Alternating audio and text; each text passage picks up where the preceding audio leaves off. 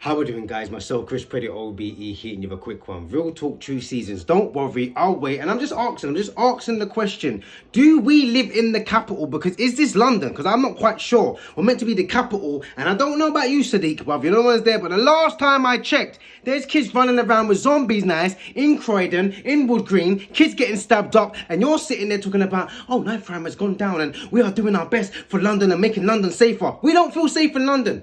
I don't remember the last time I was walking down the street and I was speaking to young people and they felt safe. I don't remember the last time I've been speaking to parents and they feel safe. So my question is, I'm not even getting onto parents right now because it's beyond the joke right now, because some of you parents, you're working 9 to 5, the government's got you twisted in and locked into the social media and the whole system and everything else. So you're walking zombie anyway. So right now, 9 times out of 10, you're just trying to figure out where your head is, let alone where your kid is. You know one's there. So some of you, like, please step up, know where your kids is, because it will make it a lot more easier to find out what the actual problem is. But if we've got loads of kids just running around and some of them have been brought up by mummy and daddy, they've got good parents, they've got a good home, but they're still running around talking about gang, trap, help me make it make sense.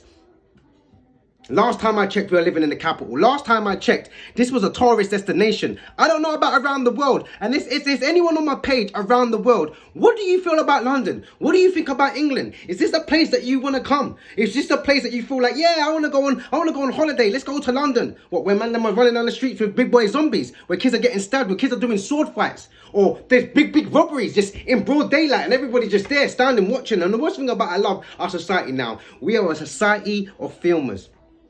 We are a society of filmers, not a society of doers. Because back in the olden days, we had doers. Back in the olden days, you had a certain mum that would twist up your ear and say, yo, boy, what you dealing with? Come here, boy. You had a certain man that would grab you and say, yo, big man, what you doing? Fix up, bruv. You know one's there like, go home, bruv. What you doing? Now all of a sudden, everyone's just doing this. Oh, look at these kids. Oh, it's not my child. It's not my child. My child's at home. Your child's not even at home. When was the last time you understood where your child was? It's Friday right now. Yeah, school's finished. Where's your child? Don't worry, I'll wait. Some of you are still at work.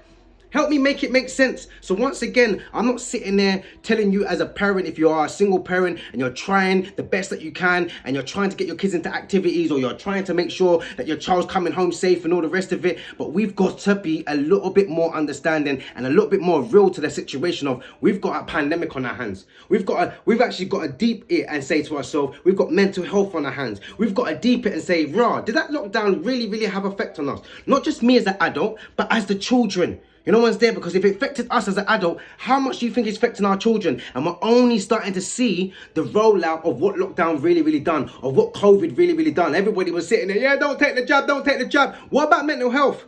What about suicide rates? What about bullying? Everything just gone through the roof right now. So there's depression, anxiety. Within our kids, we've got 12-year-olds, 13-year-olds suffering with anxiety, suffering with depression, when they should be running around and living free. They're sitting there talking about, there's a lot of kids that's done the GCSEs and say, sir, it's not fair. There's still some of us that have missed 2 years of school. Help me make it make sense. All for the government just to go and get some money out of it. All for the government to turn around and say, don't worry, guys. Yeah, everyone can go back to work. You don't have to even take the vaccine no more. It's all good. But what about these kids dying on the streets?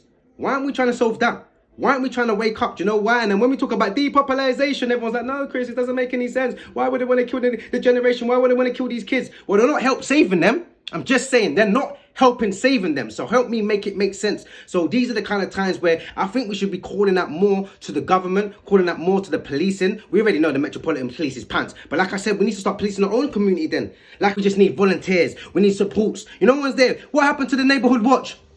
That's what we need to get back at now, the neighborhood watch. Because I don't understand how these kids are running around freely. And I know it's a new generation and these kids are all different now and everything's all tech. And all these kids are like, not like us, and they don't want to work and they've got a whole new experience. But at the same time, half of them are dying at the age of 16, at the age of 15. The other half are going to prison, 25 to life, in jail. Man, them are talking about, yeah, that's the best way to go right now. Help me make it make sense. So if your child is over the age of 14 and upwards, parents start homing in. 6 weeks holidays is coming, and we sit there all the time and we can talk about so many different things and so many different topics. But once again, my whole question is, what are we doing? How do we change this problem? But what's you guys' thoughts? Comment below.